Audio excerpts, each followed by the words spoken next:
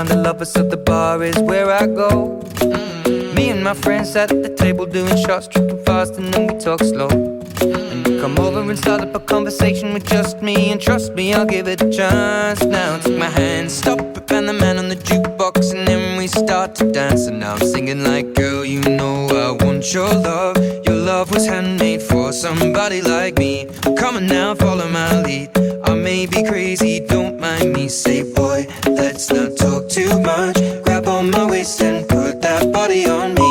Come on now. Assalamualaikum warahmatullahi wabarakatuh. Halo semuanya. Kami dari kelompok 3. Pada kesempatan kali ini kami akan memaparkan hasil mini riset kami yang berjudul Pengaruh Pembiasaan Membaca Al-Quran setelah belajar terhadap ketenangan emosional siswa di SDN Tangsi Mekar. Dan sebelumnya, karena ada pepatah mengatakan tak kenal maka tak sayang, maka izinkan kami memperkenalkan diri terlebih dahulu. Saya Muhammad Jaki Victor Rizky, ditemani oleh ketiga rekan saya yang cantik-cantik ini. Yang pertama ada. Halo, saya Pujas. Selanjutnya. Halo, saya Devi. Halo, saya Cipa. Oke. Kali ini kami akan memaparkan hasil wawancara dan observasi kami tentunya terhadap siswa SDN Tangsi Mekar mengenai pengaruh pembiasaan membaca Al-Quran setelah belajar terhadap ketenangan emosional siswa. Baik, tanpa berlama-lama lagi, pasti udah penasaran kan hasilnya kayak gimana? Oke, langsung aja pada penyampaian pertama akan disampaikan oleh Pujas. Oke, Pujas, hasil wawancara Pujas setelah tadi wawancara bersama siswi ya? Pujas. Apakah terdapat pengaruh gak sih terhadap emosional mereka setelahnya membaca Al-Quran itu? Bagaimana hasilnya? Oke, jadi setelah saya mewawancarai 2 siswi di SDN Tangsi Mekar itu, alhamdulillahnya ya, dari hasil membaca adanya kegiatan membaca Al-Quran itu sangat mendapat banyak pengaruh terhadap siswanya. Yang pertama itu mereka itu menyebutkan dari sisi emosionalnya, yang mana di saat misalnya mereka dihadapkan dengan ujian maupun itu UTS atau ujian harian ataupun ada misalnya setoran hafalan kan ya di SDN Mekar ini, mereka itu kan pasti kurang bisa mengontrol kepanikan. Nah, tapi mereka itu bilang setelah mereka terbiasa membaca Al-Quran, ada perubahan emosional dari sisi itu. Mereka tuh bisa jadi lebih tenang, lebih sabar gitu. Bahkan ada satu siswa juga yang menyebutkan katanya terkadang di saat dia panik, dia itu pernah secara acak membuka ayat Al-Quran gitu. Nah, dan ternyata di dalam ayat Al-Quran itu sangat tepat dengan apa yang dia rasakan saat panik itu. Jadi sangat berpengaruh bagi siswa itu. Lalu dari kegiatan membaca Al-Quran ini ya kan bisa di SDN Tangsi Mekar itu dilaksanakan 15-20 menit ya.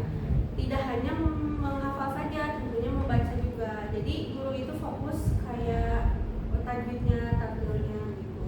Selain itu juga, selain di sisi emosional, tentunya mereka juga dari kayak sifat ya, berbakti pada orang tua atau guru atau di sesama teman antar kelas, mereka juga ada perubahan. Misalnya dari yang di kelas, apalagi anak SD ya, selalu ricuh gitu di kelas itu, banyak bercandanya, even di saat mata pelajaran juga gitu sedang berlangsung.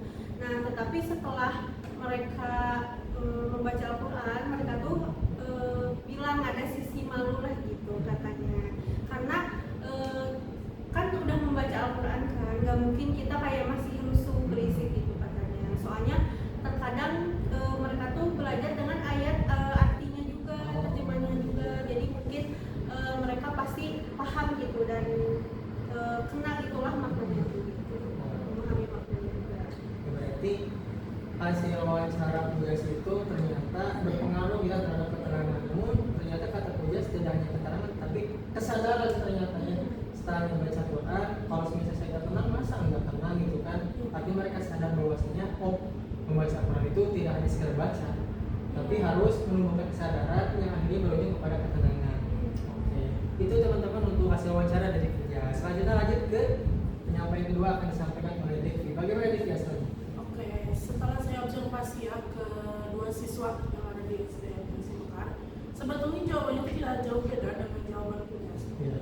Yang dimana ketika anak-anak emosi, ya, yang bisa dikatakan emosi anak-anak itu masih labil, seperti yang saya katakan, saya tanya kepada mereka, apakah kalian pernah jika kalian emosi kalian baca Al-Quran? Jawaban mereka ya memang pernah. Tetapi yang membuat saya terkejut itu bukan hanya membaca Al-Quran gitu, jadi mereka itu secara tidak langsung mengambil wudhu gitu yang disunahkan oleh Rasul.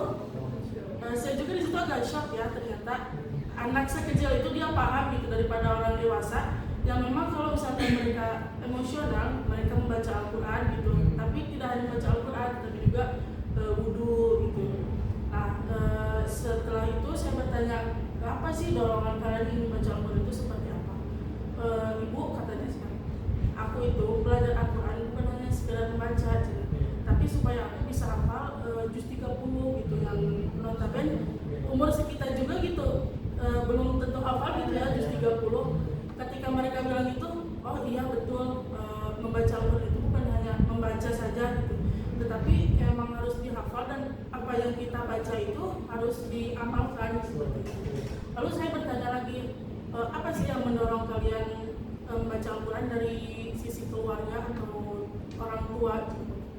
Nah kalau mereka jawab, ada yang satu siswa menjawab, dorongan saya untuk membaca Quran itu dari kakek.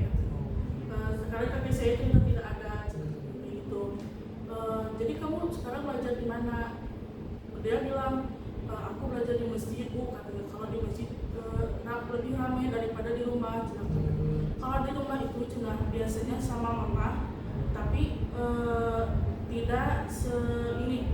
Kalau di rumah sama mama itu biasa dimarahin.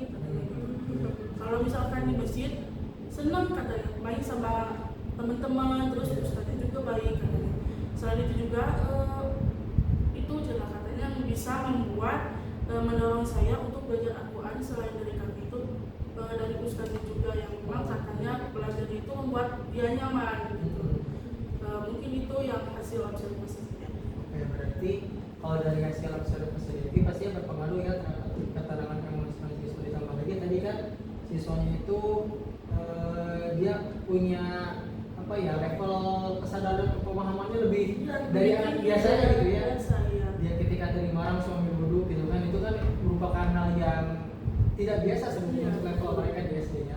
Kemudian tadi juga ternyata adanya motivasi internal dan eksternal juga, internalnya dari diri dia sendiri, kemudian eksternalnya dari tadi apa, dari kakek, kemudian lingkungan yang mendukung juga, dari gurunya juga tadi.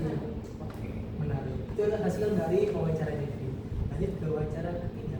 Bagaimana saudari Cipa? Baik, dari hasil wawancara saya itu kepada siswi gitu. Nah, apakah ada sih perubahan mengaji setelah belajar gitu kan? Yeah. Ya, pastinya tentu ada. Contohnya misalkan menjadi tenang, sabar gitu ya. Misalkan nah ini siswi pernah ngobrol gitu. Bu, ketika saya sedang sedih gitu, atau bingung lagi banyak masalah kesusahan gitu. Nah saya tuh mencoba membaca Al-Quran. Ternyata setelah membaca itu, nah kita jadi merasa lebih tenang. Kurang lebih sama sih kayak hasil wawancara dari Puja sama Dewi. Nah terus misalkan kalau suasana di kelas kan pelaksanaan mengajinya tuh sesudah belajar atau sesudah mata pelajaran gitu ya. Nah jadi alhamdulillah siswa dan siswi itu menjadi lebih kondusif lah, jadi suasana kelas itu aman gitu, kondusif gitu, tenang gitu.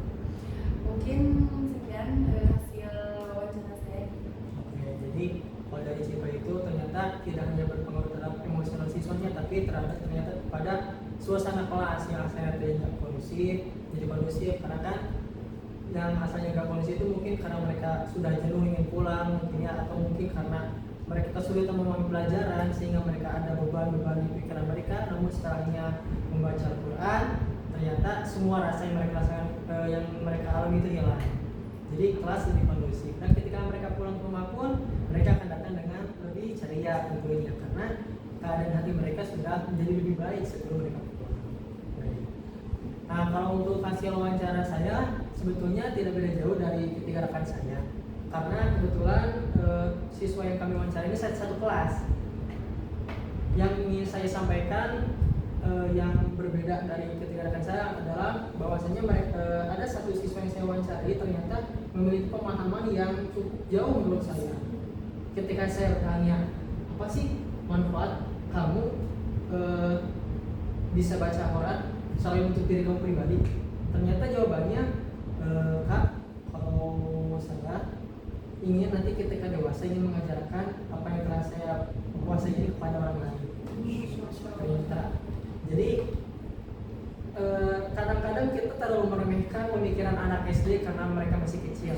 Tetapi kita keliru, ternyata pemikiran matang itu tidak ditentukan oleh usia, tapi bagaimana cara mereka memandang dunia itu. Ketika tadi siswa tersebut memandang bahwasanya ilmu yang saya miliki itu bukan hanya untuk saya pribadi, dia pikir bagaimana sih caranya supaya ilmu itu bermanfaat. Sehingga jawaban dia, ketika saya dewasa nanti saya akan mengajarkannya kepada orang lain. Jadi itulah adanya kegiatan ini diantaranya untuk menumbuhkan kesadaran itu diantaranya. Meskipun tidak semua siswa akan mengajarkan, tapi buktinya ternyata ada salah satu dari mereka yang bisa kepikiran sampai situ. Kemudian saya tanya lagi, kalau kamu ngaji ini apakah keinginan sendiri atau ada dorongan dari orang tua atau guru? Rata-rata jawaban pertama mereka adalah dorongan dari orang tua. Karena sebelum ada kegiatan ini pun mereka sudah terbiasa untuk belajar Al-Quran, sehingga ketika mereka sampai di kelas mereka hanya tinggal pembiasaan saja. Jadi bukan hal yang baru, apalagi hal yang mereka membuat kaget itu yang enggak ternyata. Dan ternyata yang lebih kagetnya lagi, saya ketika mewawancarai salah satu siswa dari mereka, apakah kamu pengen kegiatan ini tetap berlanjut atau enggak? Karena kan kadang-kadang kata si A mah lanjut, kata si B nggak bisa gitu kan. Ternyata jawaban dari keduanya adalah, saya pengen lanjut, Kak. Kenapa? Gitu kan? Karena saya nggak mau kegiatan positif ini cuma saya ngerasain. Nah itu akhirnya kita bisa simpulkan dia tidak egois. Ternyata kegiatan positif ini tidak ingin dirasakan oleh dirinya sendiri. Dia pengen orang lain pun merasakan manfaatnya juga. Nah itulah ternyata hasil wawancara dari kami. Sehingga kesimpulannya, hasil dari mini riset yang kami laksanakan bahwasanya ternyata terdapat pengaruh setelah membaca Al-Quran terhadap ketenangan emosional siswa. Jadi bukan hoax, bukan lagi gosip ya, ternyata real teman-teman berdasarkan mini riset yang kami lakukan. Baik, demikian pemaparan hasil mini riset yang dapat kami sampaikan. Kurang lebihnya kami mohon maaf. Akhirul kalam, wabillahi taufiq wal hidayah. Wassalamualaikum warahmatullahi wabarakatuh. Jangan lupa Like, Komen. share, and and subscribe. Dadah.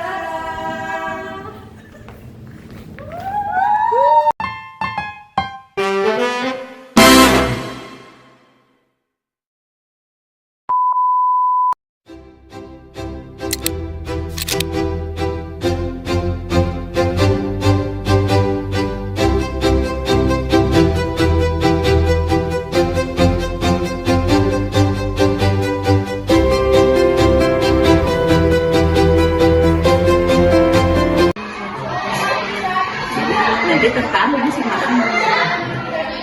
Guru itu tuh membentuk karakternya, bukan beban negara ya. Bukan.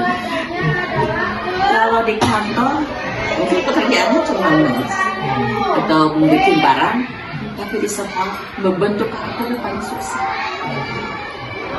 Kebanyakan kejadian bagaimana guru gagal membuat karakter anak lebih baik. Kenapa? Nabila sama Farsa proses mengaji itu gimana sih kelas ini kalian pas mengaji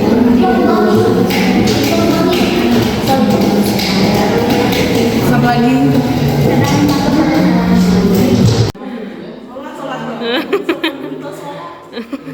Sholat butuh sholat dobe. Gimana mana sembuh gitu? Sholat Sholat taubat.